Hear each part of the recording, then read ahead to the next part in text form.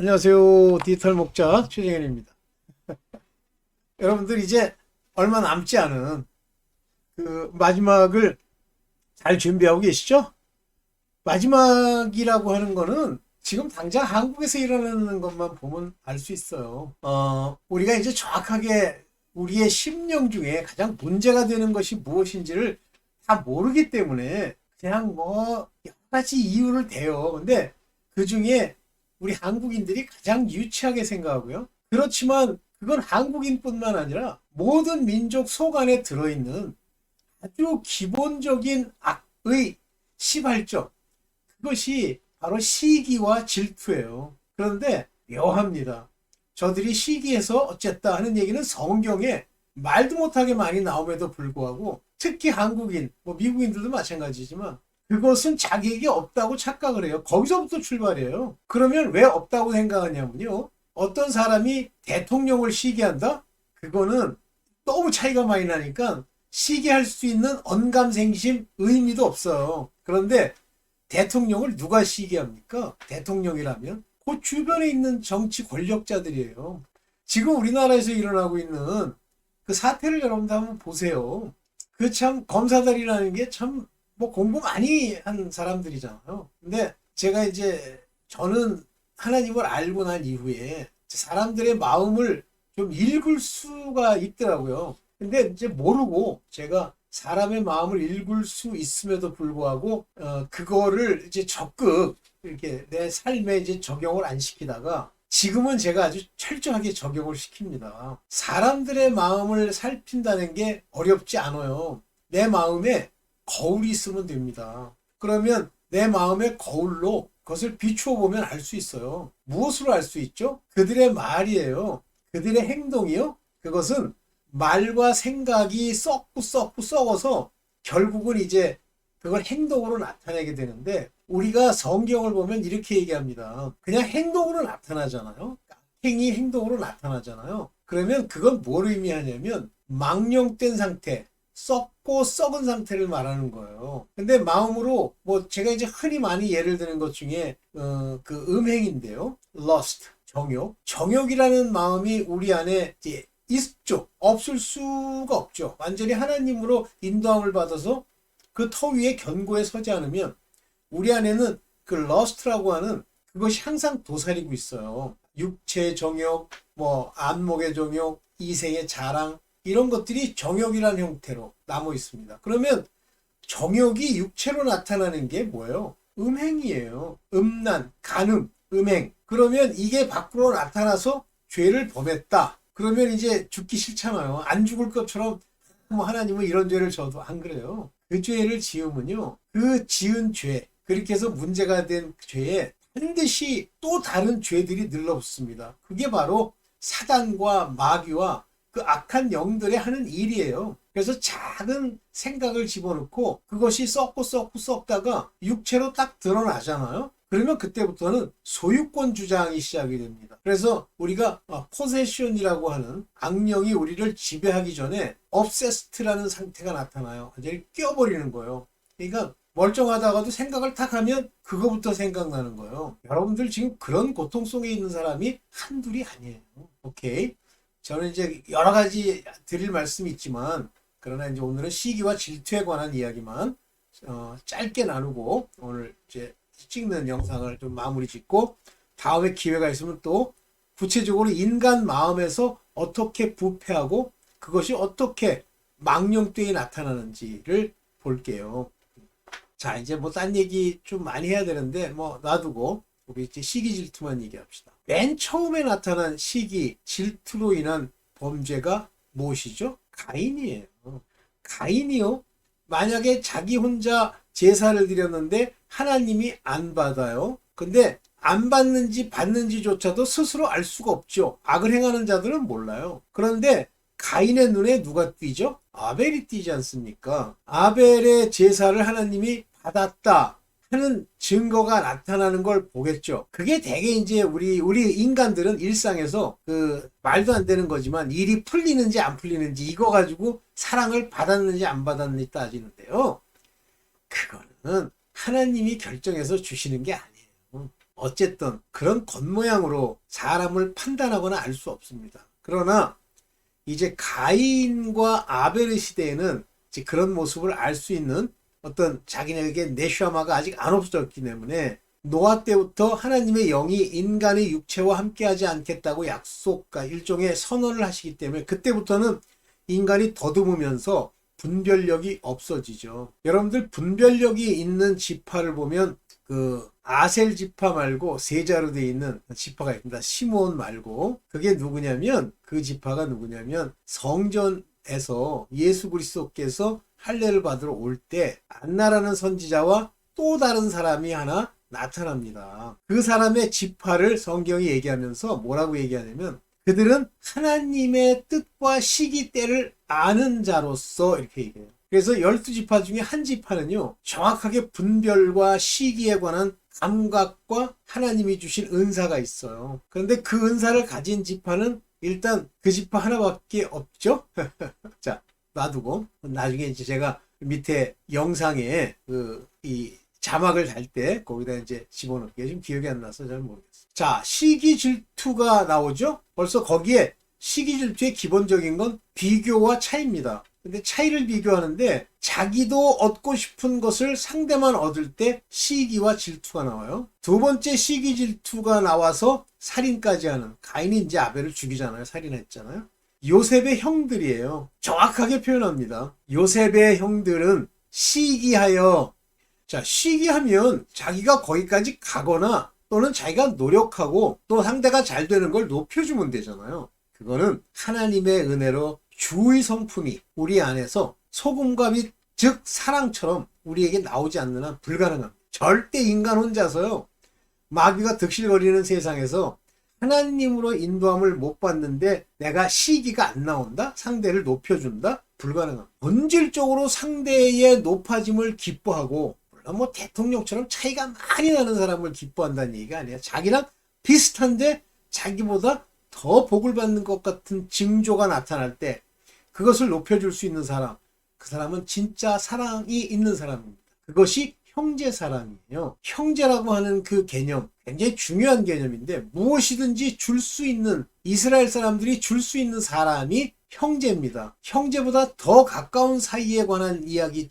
용어가 친구예요. 오케이. 그거는 뭐 여러분들이 이제 직접 성경을 통해서 많이 배우시고, 그래서 어떡하죠? 요셉을 죽이잖아요. 결국은 죽여서 팔아버립니다. 그죠? 그 다음에 성경에 나타나는 시기의 대표적인 인물, 그리고 온갖 악을 다 행했던 인물이 물론 많지만 그 사이에 사울 왕입니다.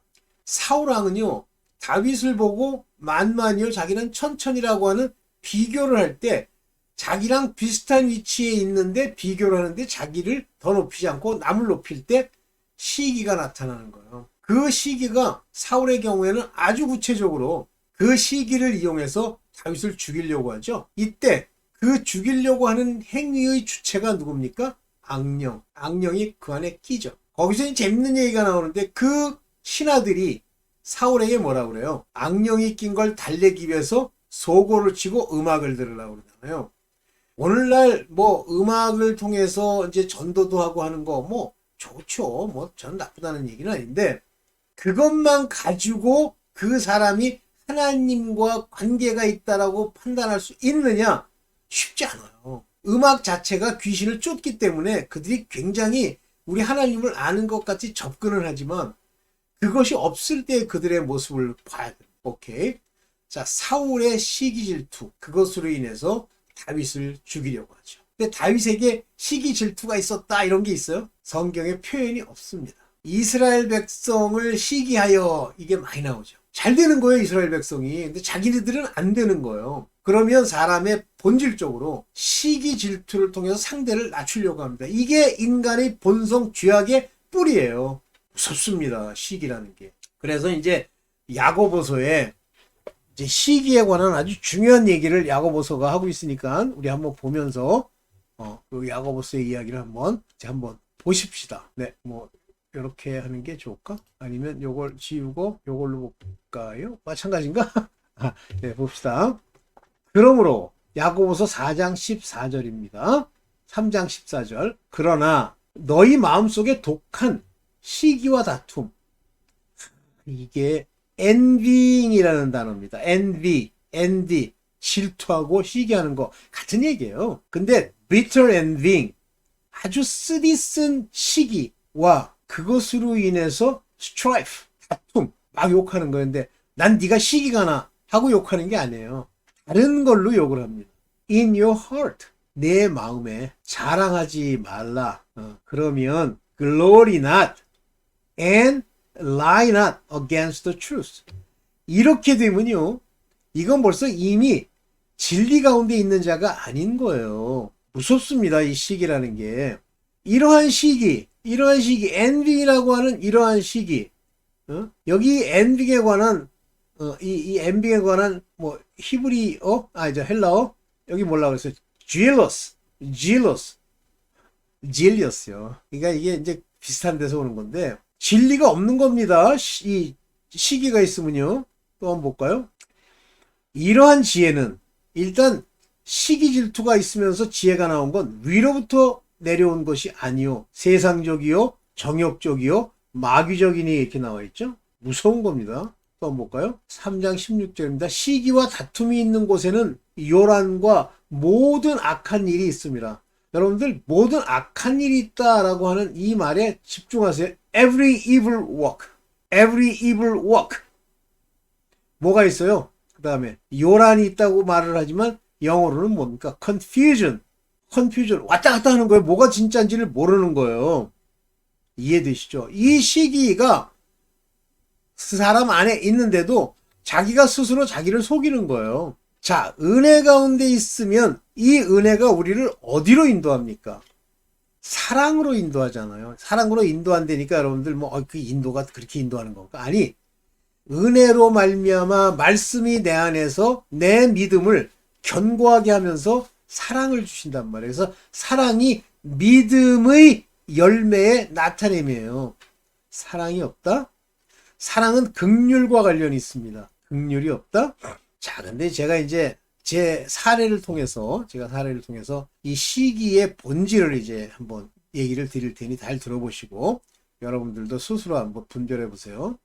제가 이제 제가 있던 학과에 옛날에 박사과정 학과에 세 분이 계셨어요. 저보다 이제 위에 계신 분 두 분, 그 다음에 이제 그렇게 있었고 제가 있었죠. 그런데 그 중에 한 분이 지금은 아마 이제 그 외대 컴퓨터학과에서 교수를 하시다가 이제 나보다 나이가 한 4살 정도 많아요. 정년 퇴직하셨을 텐데 이분이 이제 저보다 4살이 많고 이제 뭐 공부를 더 일찍 시작을 했으니까 이제 박사학위를 받는 거예요. 그래서 이제 그분이 박사학위를 받았죠. 그래서 그때까지 내 마음에 박사학위 받았다는 것에 대해서 뭐 당연히 받아야 된다라고 생각을 했는데 어느 날 그 소식이 딱 들려오는 거예요. 우리 한 선배가 박사학위를 받았어. 그러니까 학위를 받았어. 이번에 통과됐어. 라는 말을 딱 듣는데 내 마음으로는 기뻐요.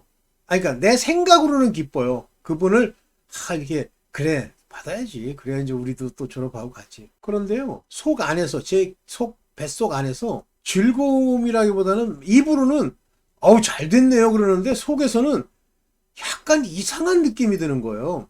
그 순간에 이미 제가 하나님을 잘 알고 제가 하나님의 인도를 받고 이런다고 스스로 생각하던 시절인데 뭐라고 그러냐면 그런데 내 속으로 뭐라고 생각하냐면 야, 이 인간이 저를 얘기하는 거예요. 이 인간이 시기가 있구나. 무섭네. 아니, 그분이 잘 되는 것이 내 기쁨이지. 그래야 나도 잘 되지. 왜 내가 시기랍니까? 인간 본성 안에요.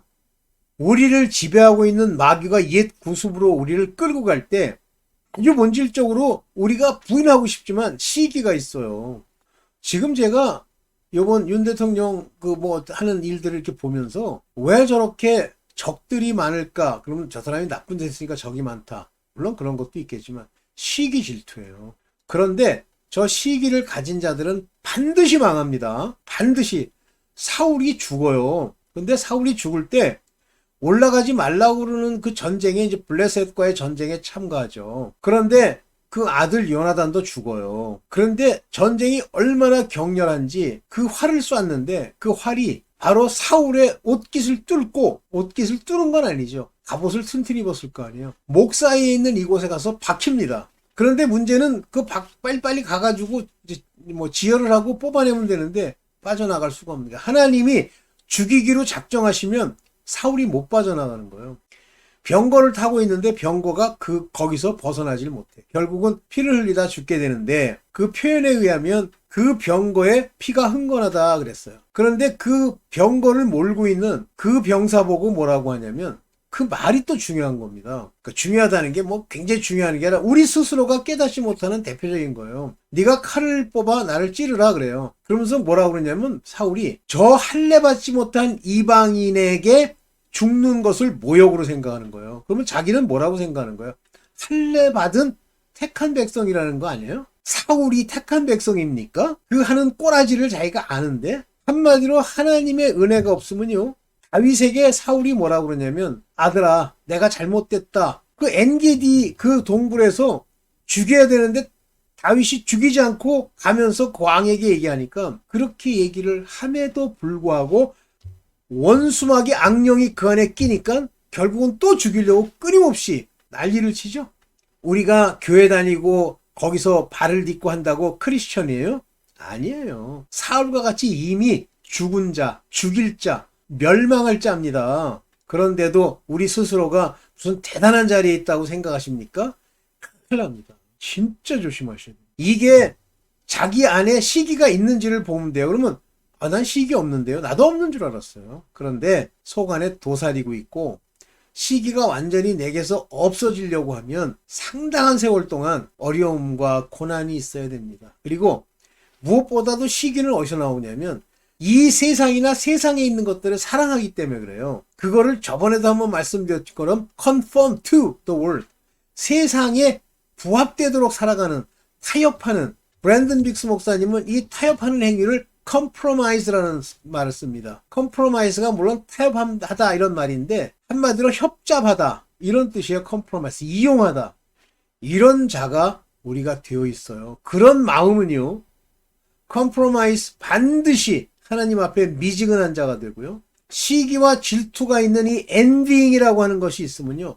반드시 상대를 욕하고 뒤에서 후욕하고 여러분들 뒤에서 후욕하는 이유가 제 친구들 중에도 많아요. 중고등학교 때는 비슷하죠. 그런데 어느 시기가 되면 차이가 나잖아요. 그러면 그 차이 나는 걸 기뻐하면서 친구가 잘 되는 걸 기뻐해야 되는데 안 그래요. 안 그렇습니다. 뒤에서 후욕합니다. 그래서 제가 이 시기와 뒤에서 후욕하는 것과 다툼의 원리를 오래전에 깨닫고 늘 회개합니다만 이걸 통해서 인간을 분별할 수가 있는 거예요. 이렇게 말하는 걸 보면 저것이 시기인지 저것이 질투인지 저것이 후욕인지 그걸 알 수 있는데 남을 뒤에서 후욕하게 되잖아요. 뭐 이유를 대가지고 잘못한 게 있겠죠. 근데 형제의 허물을 감싸주지 않고 얘기 딱 하잖아요. 그때부터 이미 잡힌 겁니다. 그래서 벌써 이쯤 되면요 시기가 있고 하나님의 은혜의 사람이 아닙니다. 정확하게 깨달아야 됩니다. 그래서 저는 누가 후욕을 하잖아요.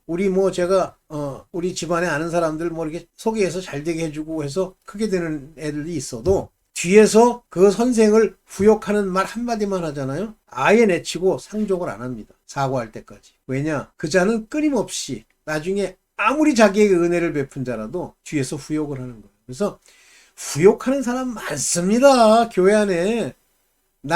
후욕하는 사람 특징은 뭐냐면 남을 이용해 먹으려고 들어요. 그러다가 이용하는 게 안 맞으면 후욕하는 거예요. 내가 아는 어떤 사람이 그냥 아는 거지. 거기 참 잘 되는 친구가 있어요.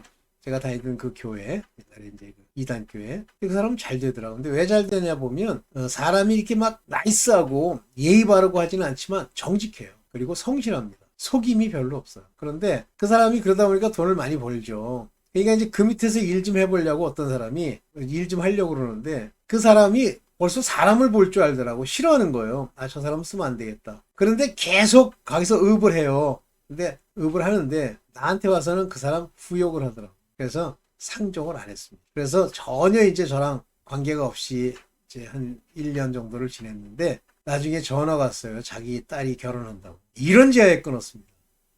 돈벌이 할 때는 그렇게 전화를 해?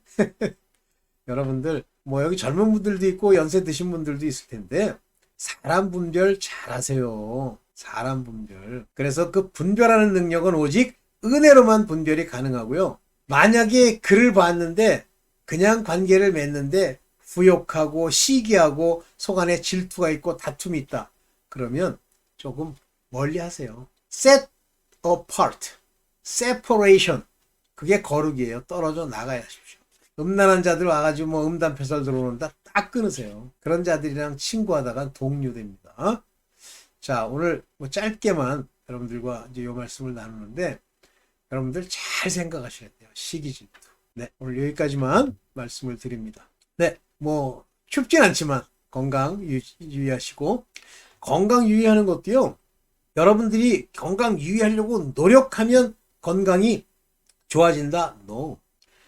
넘치는 것, 육체를 위해서 넘치는 것, 그걸 먹고 입고 뭐 행동하는데 생각해 볼 필요가 있어요. 그래서 아버지 앞에 그 모든 걸 다 맡기면 어느 날부터 천사가 여러분들을 이제 수정 들게 돼 있어요. 그러면 여러분들이 잊어먹는 것 기억하게 하시고 또 자기도 모르게 앞일을 모르잖아요. 글로 가려고 하는 걸 막아주시고 이 일이 일어납니다. 대신에 기도 많이 하셔야 됩니다. 회개 기도 많이 하셔야 됩니다. 하나님께 부탁하세요. 말씀하세요. 네, 오늘 여기까지만 말씀드리겠습니다. 네, 감사합니다.